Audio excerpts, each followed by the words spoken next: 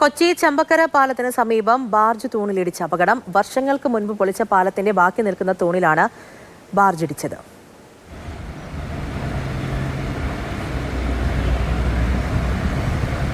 രാഗൻ ചേരുന്നുണ്ട്. രാഗൻ, വിശദാംശങ്ങൾ.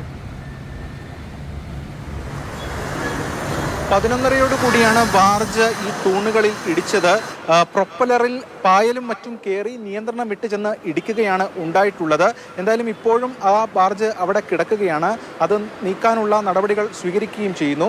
ഈ ചമ്പക്കര ഭാഗത്താണ് അപകടമുണ്ടാകുന്നത്. ചമ്പക്കരയിൽ ഈ മെട്രോ നിർമ്മാണത്തിൻ്റെ ഭാഗമായി പുതിയ പാലം വരികയും അതിനൊക്കെ കാര്യങ്ങളൊക്കെ ചെയ്തിരുന്നു.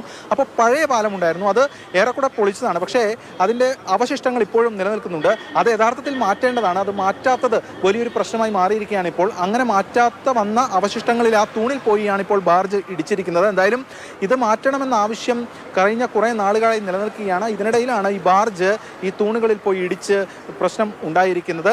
സ്വാഭാവികമായിട്ടും ഒരുപാട് വള്ളങ്ങളും മറ്റുമൊക്കെ പോകുന്ന ഒരു കനാലാണ് ചമ്പക്കര. ആ ഭാഗത്താണ് ഇപ്പോൾ ഈ ബാർജ് തൂണിലിടിച്ച് അപകടം ഉണ്ടായിരിക്കുന്നത്.